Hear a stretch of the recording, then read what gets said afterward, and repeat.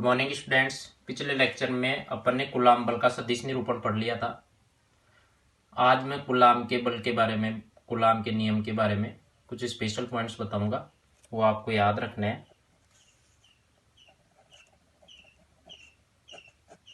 Coulomb के नियम के बारे में, नियम से संबंधित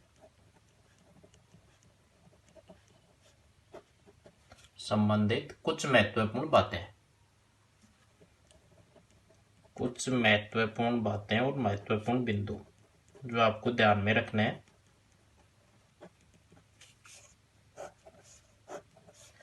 पहला इंपॉर्टेंट पॉइंट देखिए कूलाम के नियम से संबंधित। बेटा ये केवल स्थिर बिंदु आवेशों के लिए लागू होता है। एग्जाम में ये पूछ ले कि कूलाम के नियम की दो सीमाएं लिखो, सीमा बंधन लिखिए, लिमिटेशंस लिखिए। तो पहली सीमा तो यही हो गई कि किसके लिए एप्लीकेबल है, कूलाम का नियम केवल स्थिर बिंदु आवेशों के लिए एप्लीकेबल होता है। कूलाम का नियम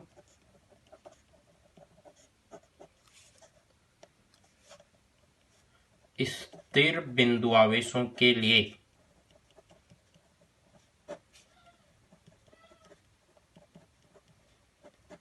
कूलाम का नियम स्थिर बिंदु आवेशों के लिए लागू होता है।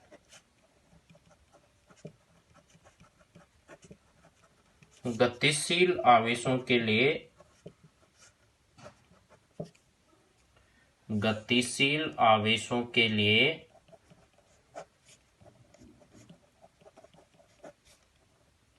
कूलाम का नियम लागू नहीं होता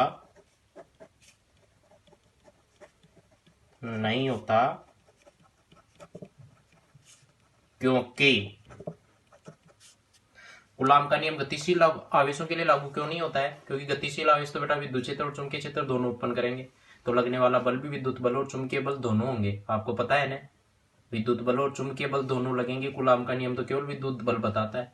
जबकि दो गतिमान आवेश होंगे तो दोनों अपने चारों ओर विद्युत क्षेत्र और चुंबकीय क्षेत्र दोनों उत्पन्न करेंगे, तो लगने वाले बल विद्युत बल और चुंबकीय बल का सदिशों के बराबर होगा, जो कूलाम के नियम से ज्ञात नहीं कर सकते। गतिशील आवेशों के लिए कूलाम का नियम लागू नहीं होता क्योंकि गतिमान आवेशों के मध्य विद्युत बल के अतिरिक्त चुंबकीय बल भी कार्यरत होता है। विद्युत बल के अतिरिक्त चुंबकीय बल भी कार्यरत होता है।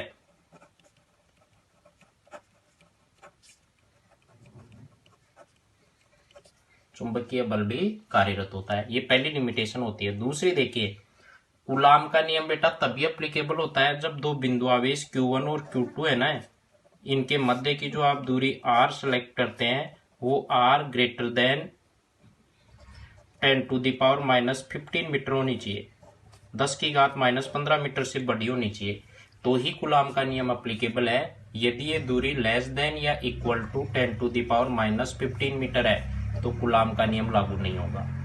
यहाँ कूलाम का नियम लागू होगा। कोई बताएगा दूरी 10⁻⁻15 मीटर से कम है तो दो स्थिर बिंदु आवेशों के मध्य कूलाम का नियम लागू क्यों नहीं होगा?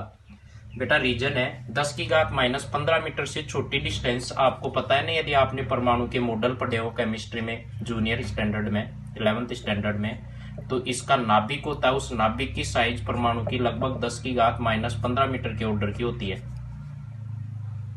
इसका मतलब ये हुआ कि ये बिंदु आवेश जो आपने इससे कम दूरी के ऊपर लिए हैं वो किसके अंदर उपस्थित होते हैं? नाभिक में। नाभिक के इतनी कम दूरी पर एक बल लगता है जिसको बोलते हैं नाभिकीय आकर्षण बल। और आपको पता होगा जो नाभिकीय बल होता है वो दुनिया का सबसे स्ट्रोंगेस्ट बल होता है, और वहां नाभिकीय बल प्रभावी हो जाता है। इसलिए अपन कूलाम के नियम से लगने वाला बल दोनों आवेशों के मध्य ज्ञात नहीं कर सकते। क्लियर? तो मैं ये बात लिख देता हूं, यदि दो बिंदु आवेशों के मध्य की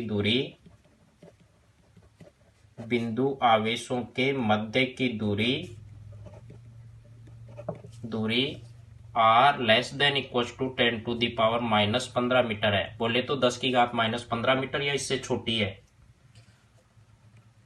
तो कूलाम का नियम लागू नहीं होता। तो कूलाम का नियम लागू नहीं होता। क्यों नहीं होता बताओ? होता है क्योंकि इतनी कम दूरी पर कौन से बल प्रभावी हो जाते हैं? नाभिकीय बल। ध्यान रखना, क्योंकि इतनी कम दूरी पर नाभिकीय बल प्रभावी हो जाते हैं। नाभिकीय बल प्रभावी हो जाते हैं। क्लियर? अब बेटा तीसरी बात देखिए, तीसरा स्पेशल पॉइंट देखिए।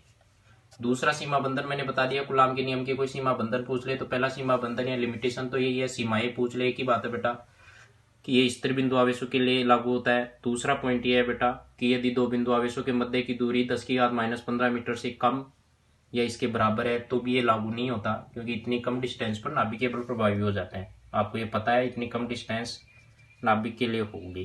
क्लियर? तीसरा है बेटा, जैसे कोई दो आवेश है, ये Q1 है, ये Q2 है, और ये Q1 मान लो कि किसी डिस्टेंस Q1 और Q2 r दूरी पर है। मान लीजिए ऐसा हो रहा है कि Q1 इस Q2 को 10 न्यूटन से प्रतिकर्षित कर रहा है। अब मैं यहां बताऊं कोई Q3 आवेश और रख दूं, Q3 आवेश और रख दूं, तो बताओ ये Q3 आवेश रखने के बाद में, सुनना ध्यान से, ये Q1 Q2 पर कितना बल लगाएगा? पहले Q1 Q2 पर कितना लगा रहा था? 10 न्यूटन। इसका मतलब F का मान कितना था? K Q1 Q2 upon R square, और वो किसके इक्वल था बताओ? 10 न्यूटन के। माना है अपन ने कि मान लो ये 10 न्यूटन लगा रहा था, और अब Q3 के को रख देने के बाद में भी बताओ इन दोनों के बीच का बल तो उतना ही लगेगा, K Q1 Q2 upon R square. तो बताओ दो स्थिर बिंदु आवेशों के मध्य लगने वाले विद्युत बल को अन्य आवेशों की उपस्थिति का कोई प्रभाव नहीं पड़ता, चाहे Q4 लिख दो और Q5 लिख दो। फिर समझ लेना, ये Q1 इसको 10 न्यूटन से प्रतिकर्षित कर रहा है Q2 को, तो बेटा चाहे Q3 Q4 Q5 इसके चारों ओर हजारों आप बिंदु आवेश रख दो, ये Q1 तो इस Q2 को 10 न्यूटन से ही प्रतिकर्षित करेगा। इसका मतलब इस आवेश के कारण इस आवेश पर लगने वाला बल इन अन्य आवेशों की उपस्थिति से प्रभावित नहीं होता। ठीक है, तो मैं एक बात लिख देता हूं, दो स्थिर बिंदु आवेशों के मध्य लगने वाला विद्युत बल, स्थिर बिंदु आवेशों के मध्य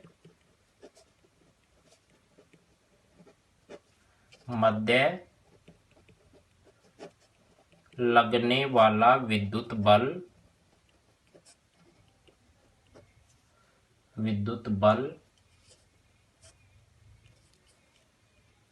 इसके समीप अन्य आवेशों की उपस्थिति पर निर्भर नहीं करता।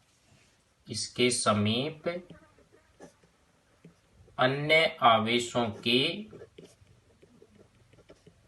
उपस्थिति पर निर्भर नहीं करता।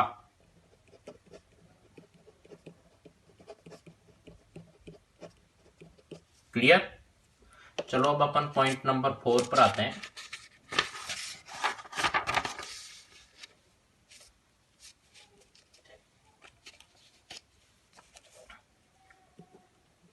स्पेशल पॉइंट देखिए नंबर 4, बिल्कुल सिंपल। कूलाम का नियम बताओ, दूरी के वर्ग के व्युत्क्रमानुपाती वर्ग नियम का पालन करता है नहीं करता है? इनवर्स स्क्वायर लॉ, समझते हैं कि बात को? आपको पता है कूलाम के नियम से जो बल आया वो K Q1 Q2 upon R square आया। इसका मतलब है बल R स्क्वायर के व्युत्क्रमानुपाती है, दूरी के वर्ग के व्युत्क्रमानुपाती है। विद्युत क्षेत्र आता है वो बताओ R स्क्वायर के व्युत्क्रमानुपाती होता है, आगे अपन पढ़ाएंगे। तो इसको तो आप छोड़िए, कूलाम का जो नियम था जिसमें कूलाम ने दो स्थिर बिंदु आवेशों के मध्य बल दिया, वो बल दूरी के वर्ग के व्युत्क्रमानुपाती है। इसका मतलब क्या हुआ? कूलाम का नियम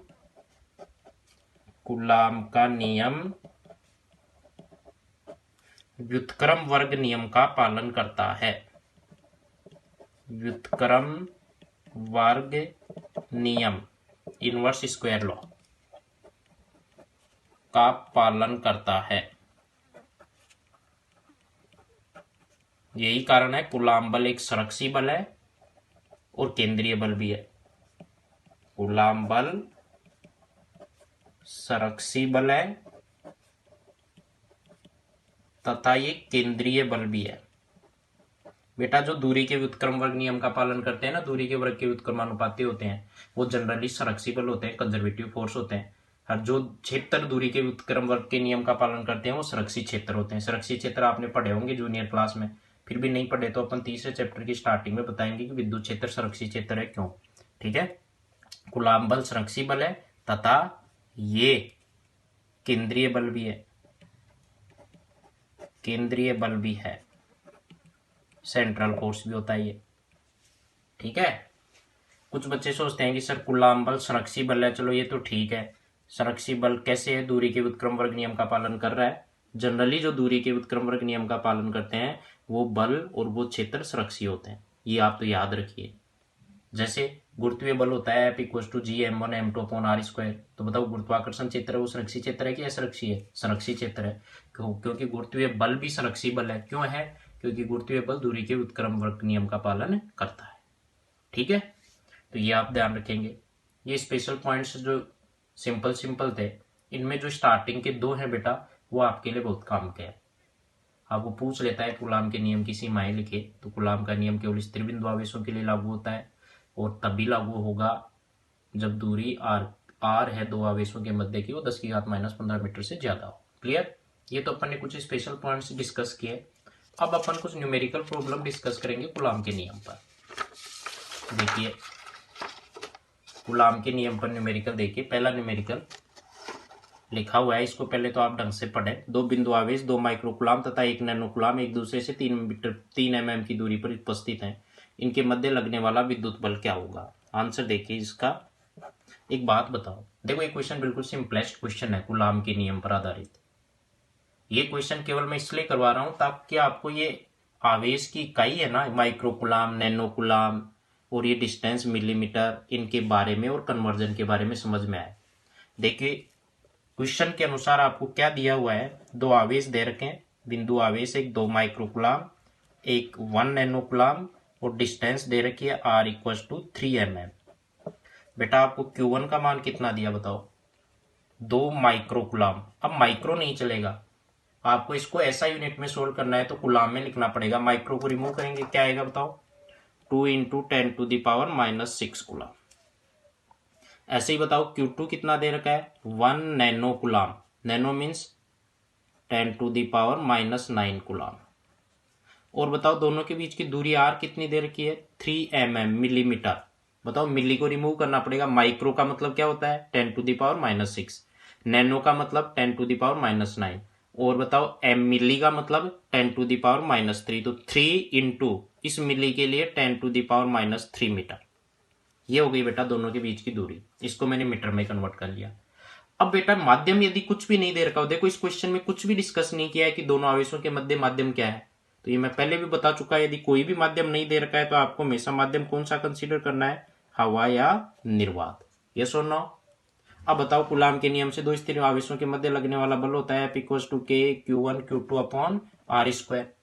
ये बात बताने की जरूरत नहीं है कि K की वैल्यू कितनी होती है। हवा या निर्वात माध्यम के लिए बताओ K पढ़ाया कि नहीं पढ़ाया? K कौन से माध्यम के लिए? हवा या निर्वात माध्यम के लिए कितनी वैल्यू होती है? हवा या निर्वात के लिए 9 × 10⁹ न्यूटन इंटू मीटर स्क्वायर पर कूलाम स्क्वायर। ये वैल्यू अपन रखेंगे तो 9 × 10⁹। Q1 की वैल्यू बताओ? 2 × 10⁻⁻6 कूलाम। Q2 की value 10⁻⁻9 coulomb divide by r²। r की वैल्यू 3 मत लिख लेना, 3 ही मत ले लेना बेटा, मिलीमीटर को मीटर में कन्वर्ट करना जरूरी क्यों है ये भी बता देता हूं। आप के की वैल्यू ये 9 × 10⁻9 ले रहे हो, ये कौन सी यूनिट में है बताओ? ऐसा यूनिट में लेकर के आ रहे हो। आवेश भी आप कूलाम में ले रहे हो तो वो भी एसआई में ले रहे हो।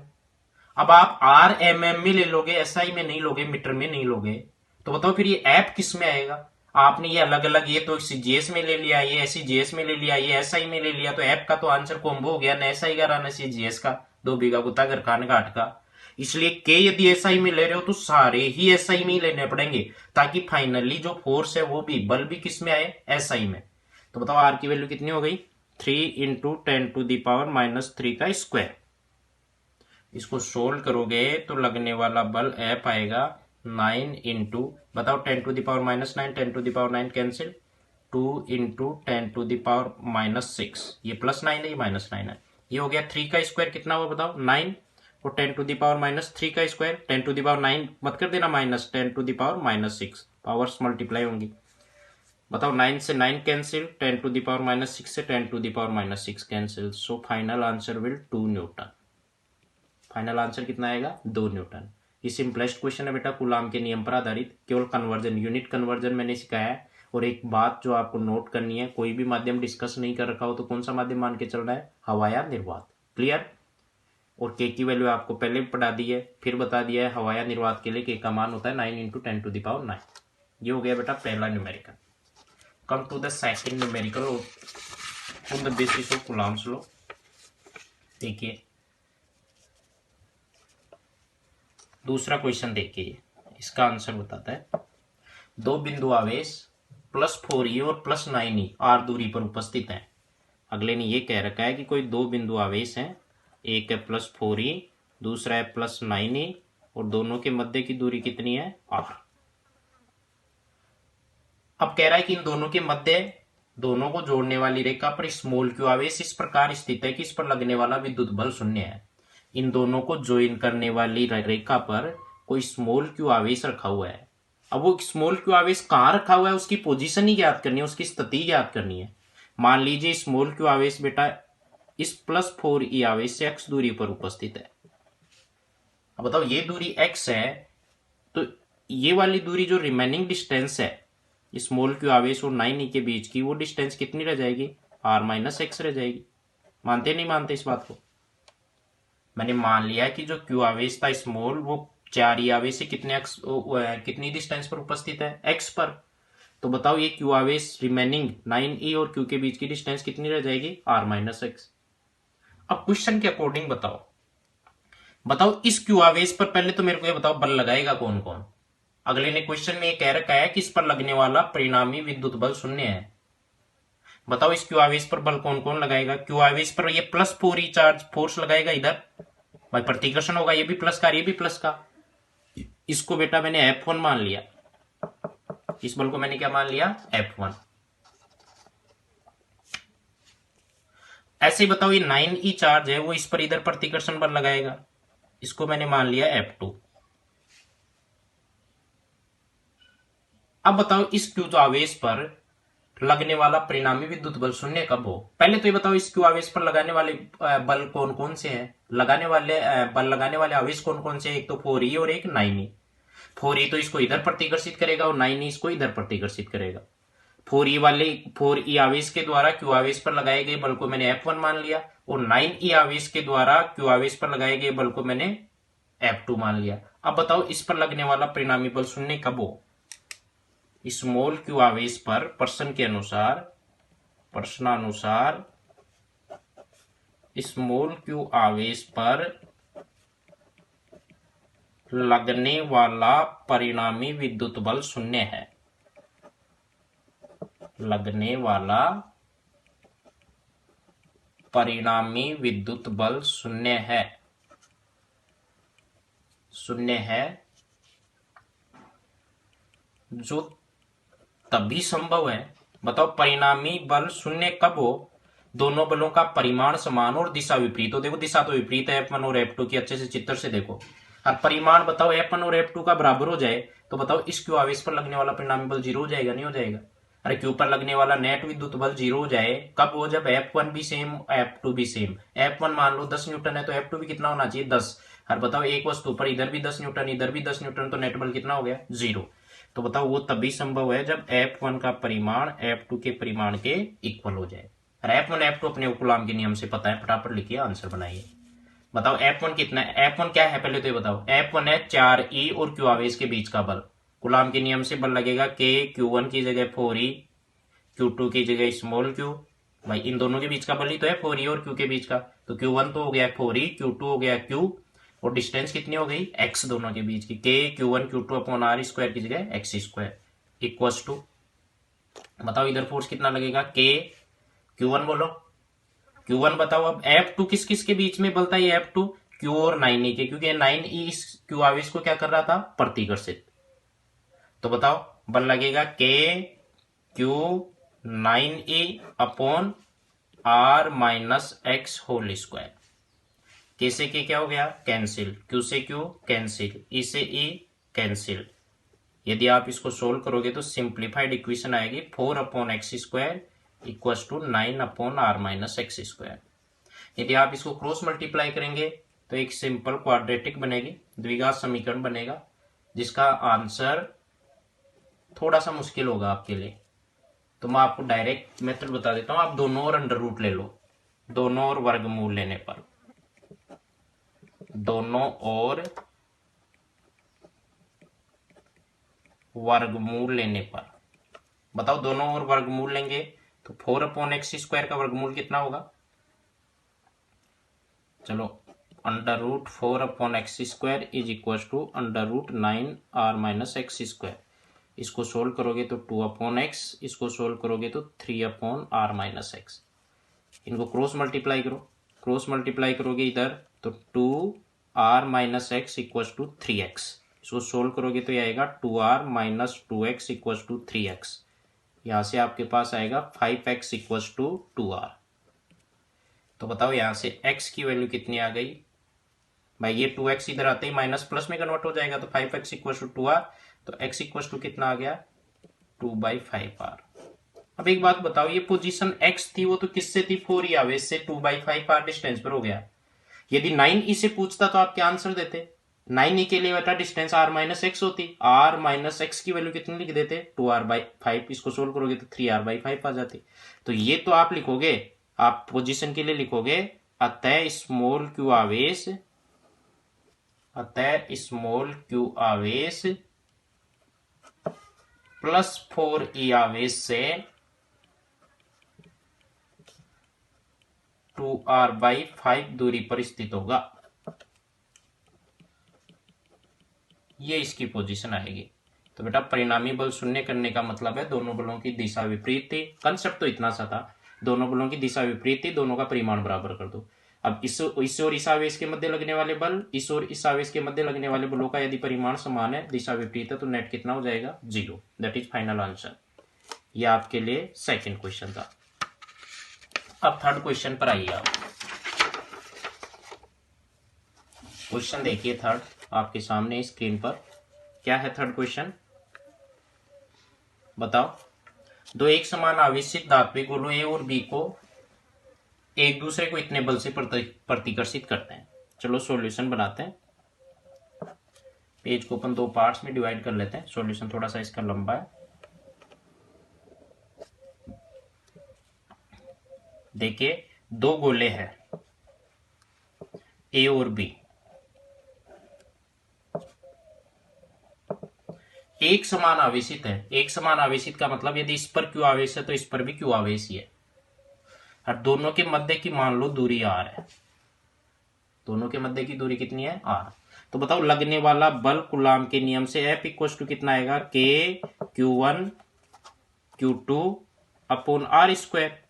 लगने वाला बल आएगा K Q² अपॉन r²। और वो बल दे रखा है अगले ने कि ये एक दूसरे को 2 × 10⁻⁻5 न्यूटन बल से प्रतिकर्षित करते हैं। अब बेटा ये दे रखा है, इसका मतलब F का मान बोले तो KQ² अपॉन r² का मान आपको दे रखा है। कितना दे रखा है 2 × 10⁻5 न्यूटन। ये पहली बात जो अपने को दे रखी थी वो मैंने लिख दी है। अब दूसरा देखो क्या कहता है, यदि इनके समान ही तीसरे धात्विक गोले C को क्रमशः ए बी से संपर्क में रखा जाए जो उदासीन है। एक तीसरा धातु का गोला है बेटा, ये तो गोला A था, ये गोला B था। अब तीसरा धातु का गोला C है, और उस C गोले को समान है, आकार में समान है। इसको पहले A से टच किया जाता है और फिर B से टच किया जाता है। पहले तो ये बताओ A से टच करेंगे तो क्या होगा। आपको पता है संपर्क द्वारा आवेशन पढ़ाया था। यदि उदासीन वस्तु को इस C को इस आवेशित वस्तु A के संपर्क में रख देंगे, जिसके पास Q आवेश माना था आपने, Q आवेश था इसके पास, और इसको इसके संपर्क में रख दिया तो ये भी आवेशित हो जाएगी। और बेटा मैंने ये बताया था आपको स्पेशल पॉइंट में कि यदि समान आकार के दो गोलों को आपस में टच किया जाए तो आवेश कुल आवेश का आधा आधा वितरित होता है। बोले तो इन दोनों को संपर्क करने के बाद में स्थिति देखें तो C गोले पर तो आवेश आएगा Q/2 और बोले तो A पर आवेश हो जाएगा Q/2, क्योंकि दोनों पर कुल आवेश तो उदासीन था, 0 था। जीरो और क्यू का कुल कितना हो गया क्यू, और कुल आवेश का दोनों पर कितना था जाएगा आधा आधा। भाई आवेश रक्षण क्या कहता है, पहले का कुल आवेश और बाद का कुल आवेश समान होना चाहिए। तो बेटा जीरो और क्यू का आधा आधा गया तो Q/2 और Q/2। तो अब बेटा नई स्थिति में सी गोले पर Q/2 आवेश हो जाएगा और ए गोले पर Q/2 आवेश हो जाएगा। क्लियर। तो आप ये लिखोगे जब उदासीन चालक गोले या धात्विक गोले सी को चालक गोले ए के संपर्क में रखते हैं,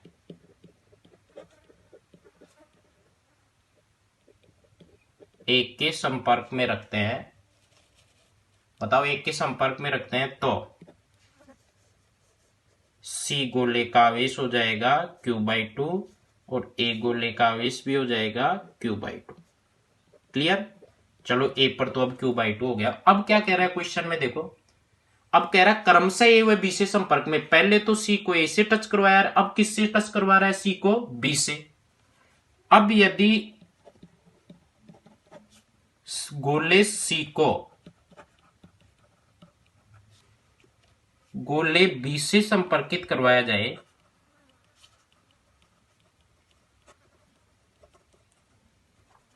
गोले सी को गोले बी से संपर्कित कराया जाए तो नई स्थिति में अब सी के पास बताओ कितना आवेश आ चुका Q/2, सी के पास कितना आवेश आ चुका Q/2, और इसको किससे टच करवा रहे हो, बी से। अब बेटा नई सिचुएशन, अब ध्यान रखना सी उदासीन नहीं है भाई, सी के पास आपने ए से टच करवाया तो Q/2 आवेश आ गया, और बी के पास में कितना आवेश था बताओ Q। अब इन दोनों को टच करेंगे तो पहले तो बताओ कुल आवेश कितना है दोनों के पास में, दोनों के पास में कुल आवेश हो गया Q + Q/2 3/2 Q, और इसका कितना था वितरित होगा आधा आधा, आधा आधा वितरित होगा टच करने के बाद में। तो बेटा सी पर तो आवेश हो जाएगा 3/4 Q और बी पर आवेश हो जाएगा 3/4 Q। समझ रहे बात को, कुल आवेश का आधा आधा, 3/2 का आधा कितना होगा 3/4, तो इस पर 3/4 Q और इस पर 3/4 Q। अब नई स्थिति में ए और बी पर आवेश कितने आ गए वो देखो। अब नई स्थिति में यदि न्यू सिचुएशन की बात करें अपन, तो बेटा गोले ए पर तो फाइनली आवेश आ चुका Q/2। ये याद आया कि Q/2 क्यों हो गया था, Q/2 इसलिए हो गया था सी गोले से अपन ने एक को टच किया था, तो कुल आवेश का आधा आधा हुआ तो A/2 हो गया। डिस्टेंस अगले ने बदली नहीं, पर्सन में कहा नहीं है कि दूरी में कोई परिवर्तन किया है। अब बताओ गोले बी पर अंतिम रूप से फाइनली कितना आवेश आ गया 3/4 Q आ गया। अब बताओ बल कितना लगेगा, नई स्थिति में बल मान लो F' लगेगा, तो कूलाम के नियम से F' कितना आएगा, K Q1 की जगह Q/2, Q2 की जगह 3/4 Q अपॉन R²।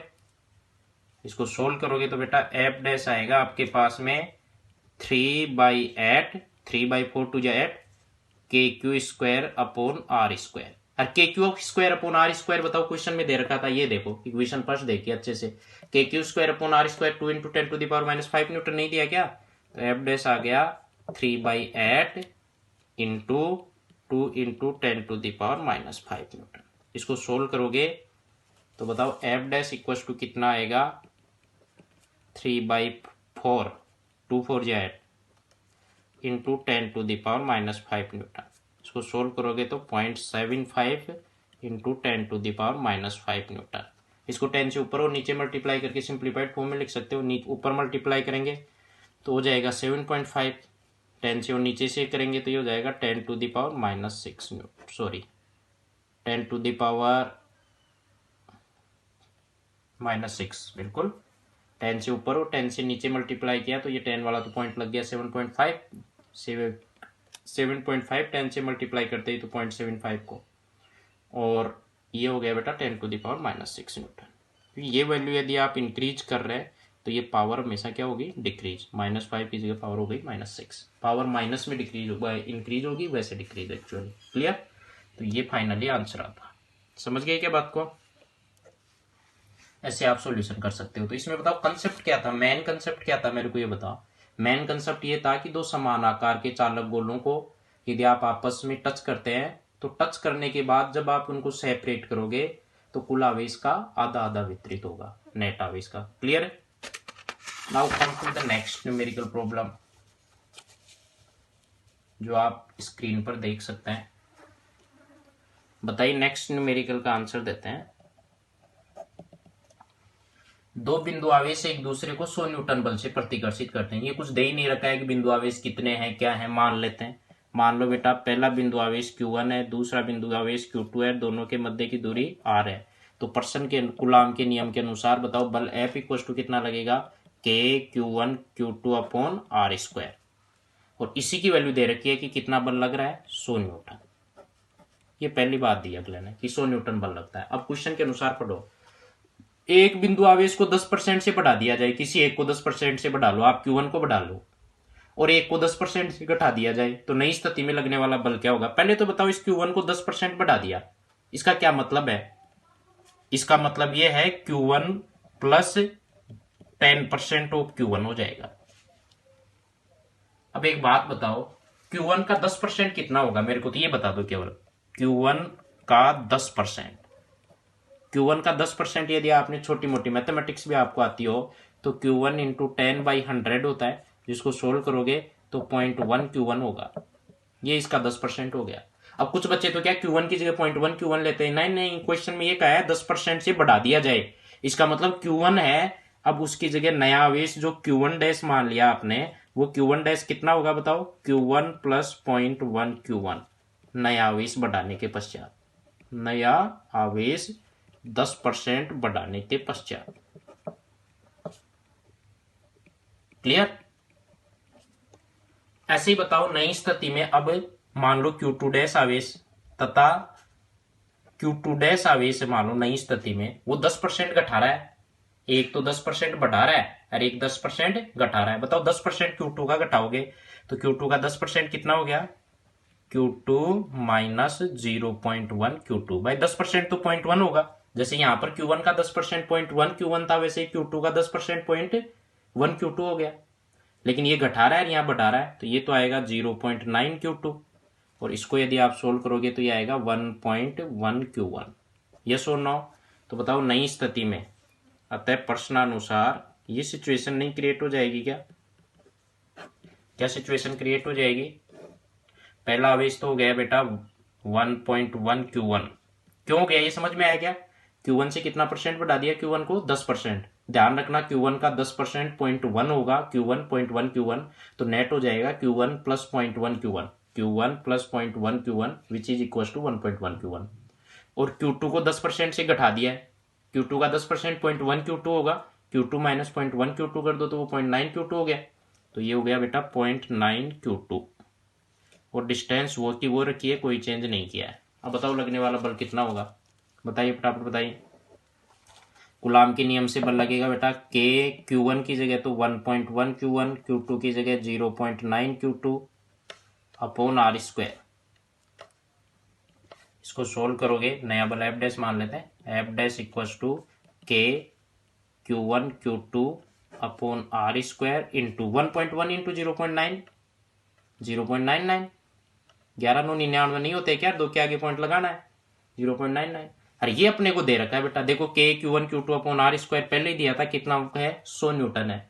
इस बात को यदि आप यूज लोगे तो F डैश आएगा, ये तो मैंने इसको तो रिप्लेस कर दिया K Q1 Q2 upon R square को 100 न्यूटन से, और मल्टीप्लाई कर दिया 0.99 से। इसको सोल्व करोगे तो बताओ लगने वाला बल कितना न्यूटन आएगा, 99 न्यूटन। Clear, thank you.